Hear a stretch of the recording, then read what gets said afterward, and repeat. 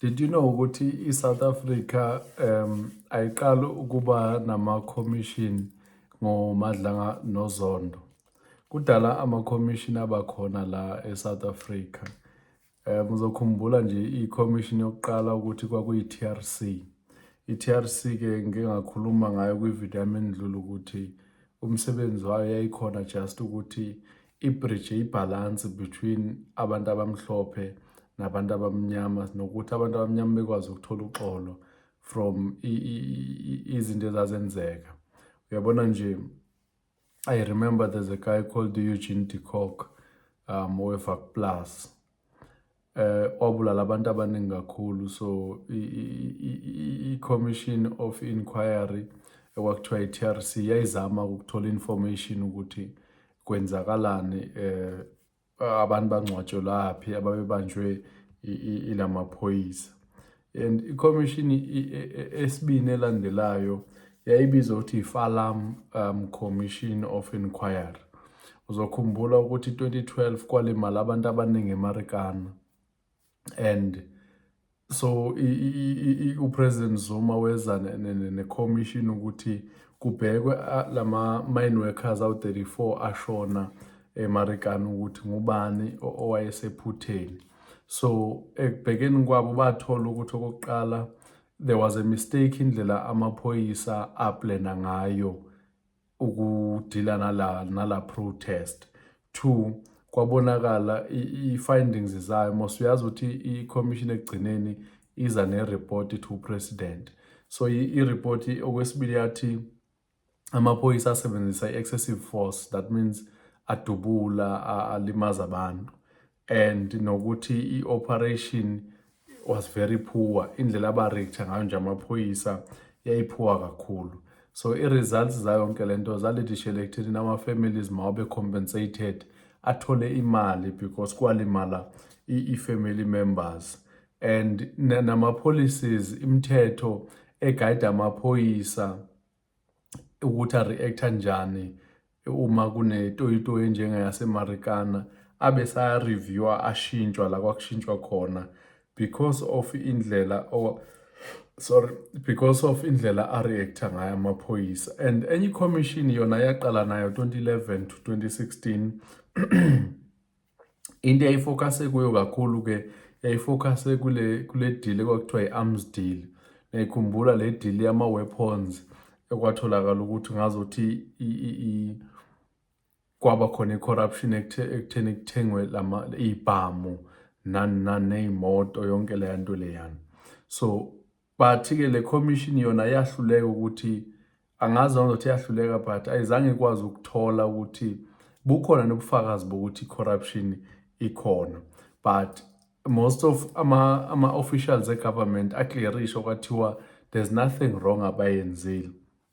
And abantu abaningi bayi-criticize ke le. I think that's why ingekho famous, because bayi-criticize ukuthi ayizange yenze umsebenzi oncomekayo. That's why abantu abaningi baclearishwa from the competition. Enye elandela i-commission yenziwa ngo-2016, nayo i-commission engekho that famous njengezi esizaziyo, kwakuthiwa i-Nugent Commission. Yona-ke izofocasa kakhulu ku-SARS.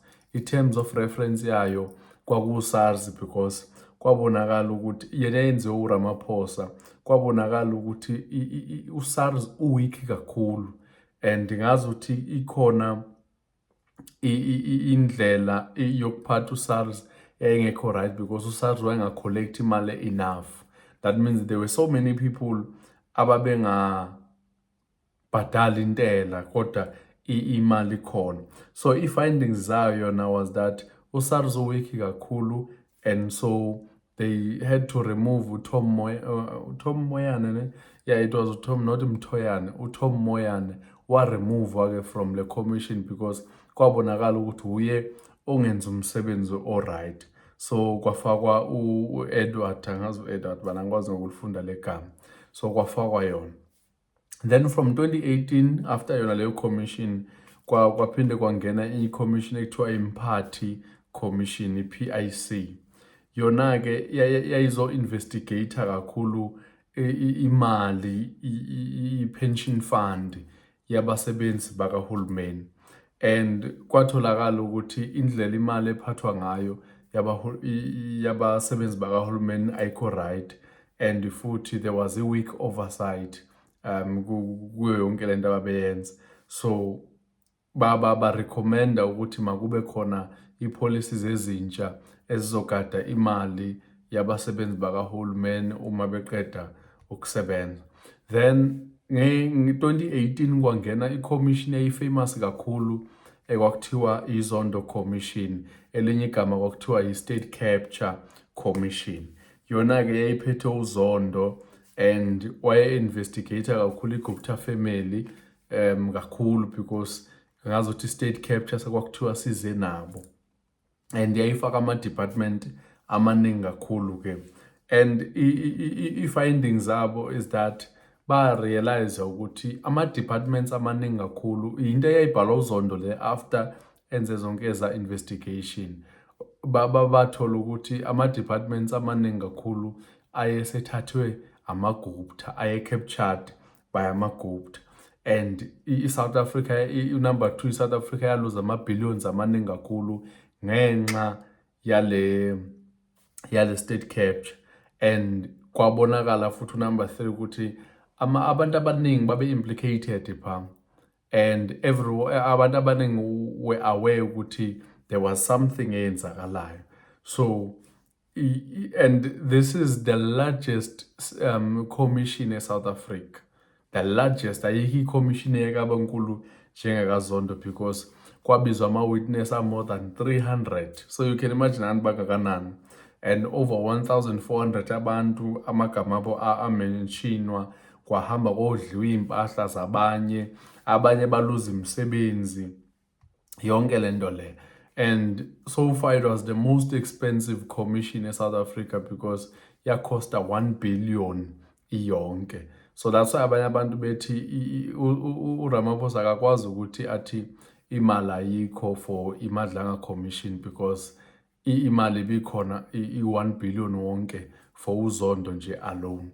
And nakhona i-results abantu abekho happy ngazo ukuthi kwenzakalani, because abantu abaningi bathi uZondo was too slow, i-results azange zibonakala. Then enye i-commission ekhona manje, angazi why abantu bengayinaki kakhulu, bathi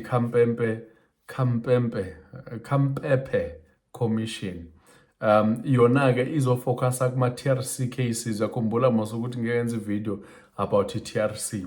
So izoqedelela ama-cases ayengaqedelelwanga, because kunabantu abangekho happy abathi they did not get i-justice. So uKhampepe-ke ufocusa kuyo. Then sibe nenye yokugcina number 8 wethu ekuthiwa iMadlanga Commission. Liyona-ke sazi kakhulu ngayo.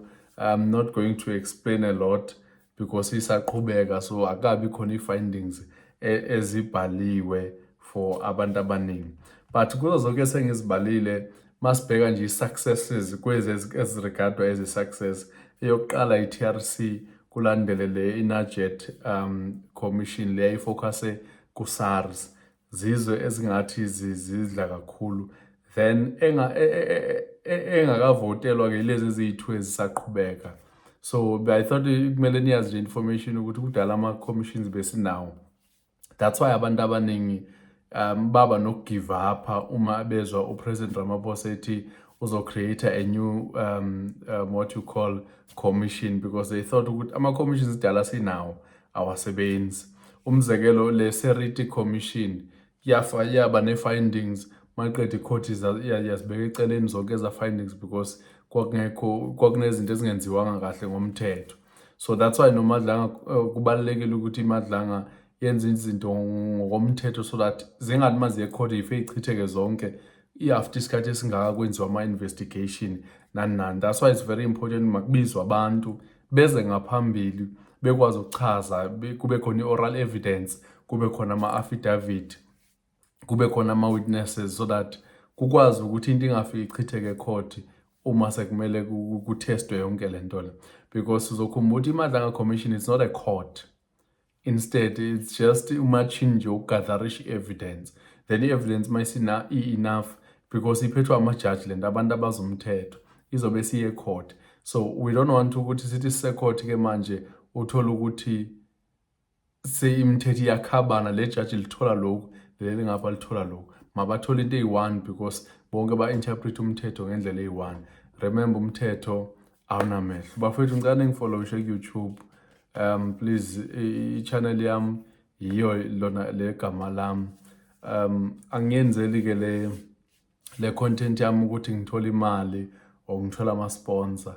I'm just doing it for the love of uku-explainer izinto ezi-difficult, ngizenze zibe easy for abantu. I'm happy nokubona i-comment zenu manisho ukuthi ngenza umsebenzi ube ngcono.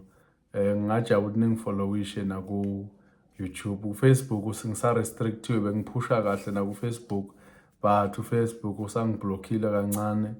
I'm still waiting for ukuthi basuse le restriction then ngikwazi ukuposta nakhona.